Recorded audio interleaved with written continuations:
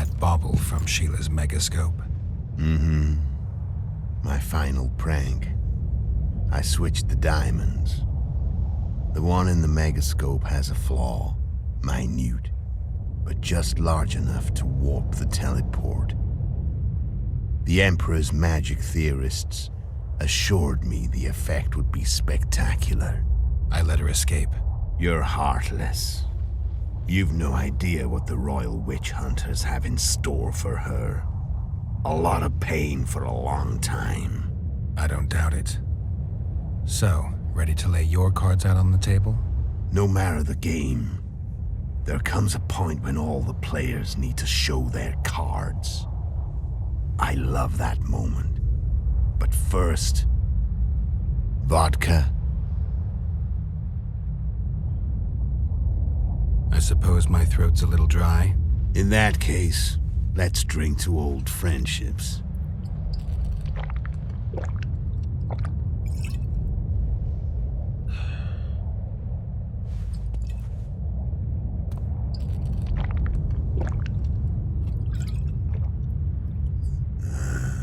Recovered your memory yet?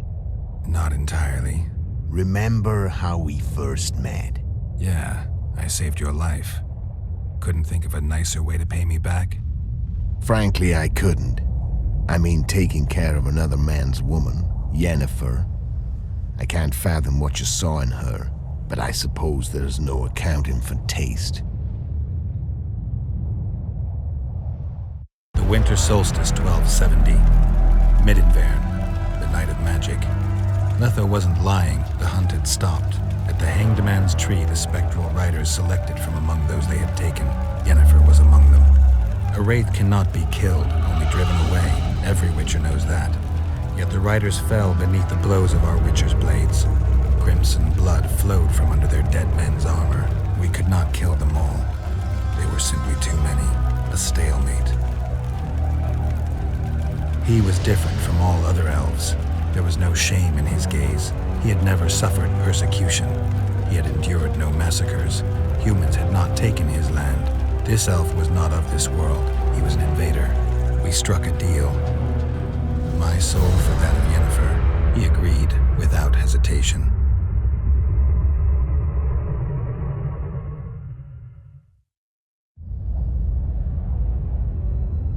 Back with me, friend. Got the feeling you left for a minute. Memories. I remember the Hanged Man's Tree and the Wild Hunt. I remember the exchange. Me for Yennefer. So, cards out on the table. Unless you chase me all that way just to kill me.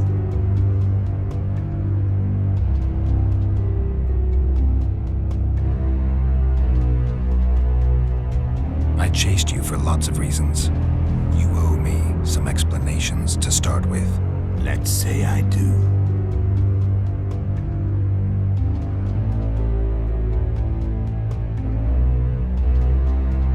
How did a witcher agree to kill humans at another human's bidding? At the Emperor's bidding, Geralt. And he's no ordinary human. The rulers of the North come up to about where his Pauline's end. Why? Simple. He promised to rebuild the School of the Viper, the Witcher's order where I came to be. Witcher's schools in the south fell into ruin long ago, and Witchers themselves became internal exiles, banned from entering most cities. Besides Seret and Ox, I know of 2 other Witchers of the School of the Viper who should be alive and on the path. I don't know where they are. Haven't seen them for years. Now they can come out of hiding. They can come home. Why are you still here? Why did you wait for me this time? I knew you wouldn't give up. I knew you'd pursue me. And I don't aim to hide anymore. Fact is, only you know the truth about me. Well, and a couple of folks whose word isn't worth spit anymore. I never saw you as a foe. I want to go my way, but if I have to fight you first, so be it. This story ends here and now. Care to tell me what it was all about? Kill as many rulers as we could. Lay the blame on the sorceresses. Breed chaos. Prepare the North. Soften it before the invasion. And you know what's incredible? We could not have imagined more fertile soil. No matter what the war's outcome, the northern monarchs will accuse one another. Pursue their God-given rights. Seek vengeance and be at each other's throats for years to come. The North resembles a whorehouse on fire, as your friend Dandelion would say.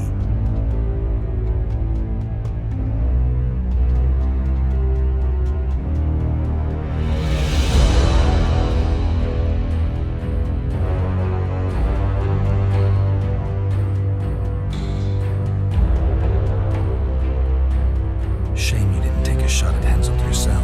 History might have taken a different turn. Maybe I would have killed him. Maybe you would have killed me. Who knows? But Henselt's death, although desirable, wasn't necessary anymore. The plan could go forward without it. You killed Seret and Orcs.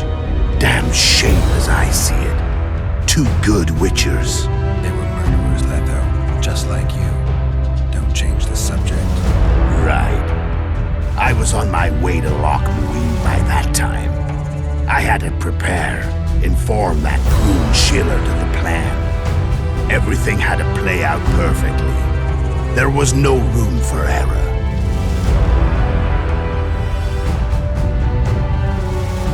How did you know where we'd find the Wild Hunt? Every witcher who wears the viper around his neck knows the place. We had so many books and scrolls about the hunt that I used to think our school was founded for the very purpose of solving the riddle of the spectral riders. Know who they are? You know the true identities of the riders? From what I understand, they're some damn elven race. But they turned out to be a big ruse. The legendary omen of war proved to be a fairground attraction. No Market Square mage could possibly conjure up a cavalcade of wraiths speeding across the sky. Then there's the amnesia. No, there's something more, I assure you. Go ahead, enlighten me. I can tell you want to. There are a lot of legends and myths about it, but the Wild Hunt is a fact. I've fought and killed many of its wraiths. They were spectral emanations, the avatars of real riders. The riders we ran into by the Hanged Man's Tree. Are you telling me you were carried off by elves? Real material sons of bitches like the ordinary kind within this world? They may be ordinary in their world, but they're strangers in ours. The conjunction of spheres. Know the theory? Do you know how monsters appeared in our world? There's not a witcher who doesn't know that. So you know there are other spheres. The most powerful of our mages can open passages between these worlds, and they usually do that to summon the monsters we then have to hunt. The elves we saw come from another world. When they weren't summoned, they found a way on their own. It's not exactly easy, so they usually send their spectral emanations. They come in person on special missions. As they did for you and Yennefer.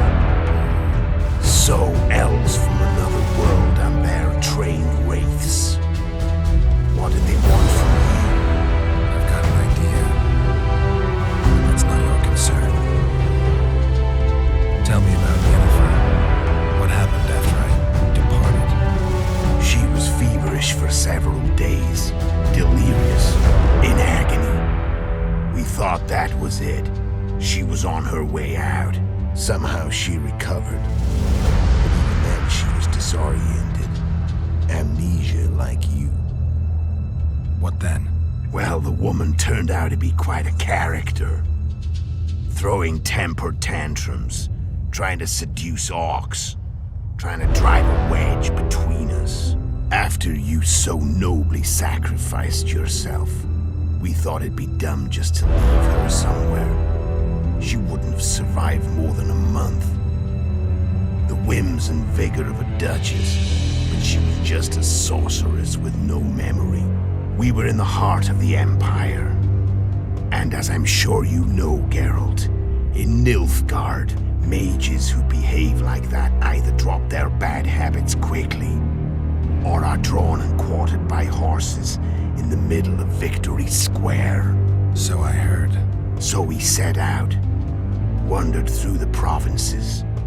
Everywhere we went, she got in trouble and we pulled her out. Then one day they captured us. The Imperial Secret Police. Me, Og, Sarah, and Yennefer. Imperial Secret Police? Mm-hmm. We were separated and they questioned us. Long and thoroughly, but it was uneventful. No violence. That's how I met Vatia de Rideau. And a couple of weeks later, the Emperor himself. Me. A simple witcher. What happened to Yennefer? I don't know.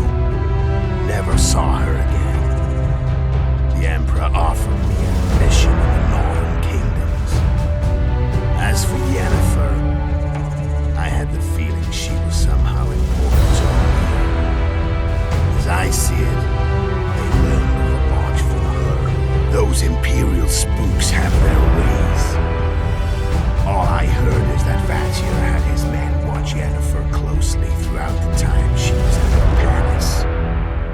Then we went off to slay the kings of the north. And that's where my knowledge ends. So she's in the Empire. She was when I left. I'm done talking. Let's finish this. Wanna fight? Any vodka left in that bottle? A swig apiece. Here.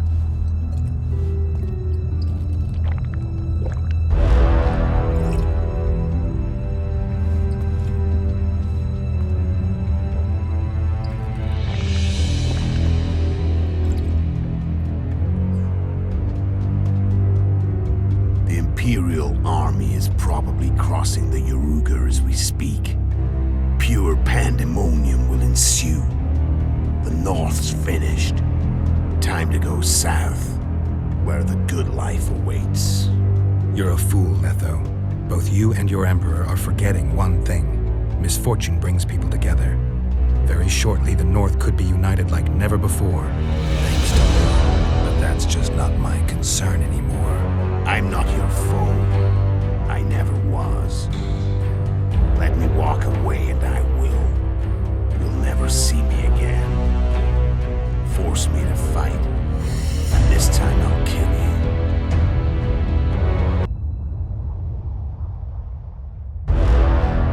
I've learned all I wanted to know. I can feel the memories coming back. Your death won't change a thing. Do where you will. Just like that. No threats. No words of wisdom.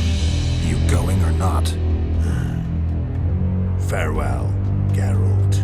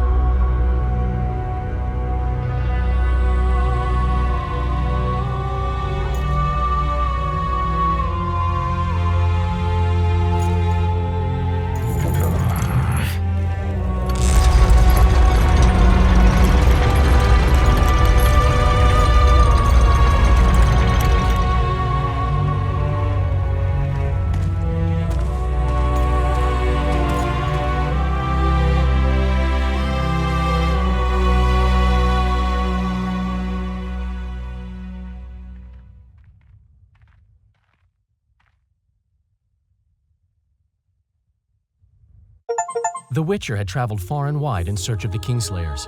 In Flotsam, he slew Bernard Laredo, but few mourned for the commandant. Flotsam remained Temerian, while command of the garrison and town went to a Vizima noble, a sworn enemy of Kedwin and an avid angler. To this day, folk gather round bonfires in Lobendon to hear of the Witcher's deeds. The Witcher witnessed a great Kedwini victory in Edirn. At Vergen, Henselt's army crushed Saskia the Dragonslayer's motley force, ending the springtime of races. Soldiers of the Unicorn swarmed over the Pontar Valley. As it had before, powerful Kedwen swallowed Upper Edirn whole. Yet subsequent events would render Henselt's triumph short-lived. Dark clouds had been gathering over Temeria since Foltest's death. Stripped of its king, the land was like a rich cloth which nobles began to shred. These minor scavengers, however, scurried off in fear when true predators reached out for their prize. The summit at Loch Muin sealed the fate of Foltest's realm, when Radovid of Redania and Henselt of Kedwen divided it between them. Years before, Geralt of Rivia had witnessed the fall of the Council and Conclave of Mages. The summit in Loch Muin re-established both bodies, their founders sacrificing Sheila de Tanzerville and her accomplices. Yet Radovid also required humility and loyalty from the proud mages, but this did not sit well with all of them. It was a time of great uncertainty, of rape accomplished by royal decree. Yet as troubled as the day seemed, we, who had in some way shaped the world's fate, finally received some respite.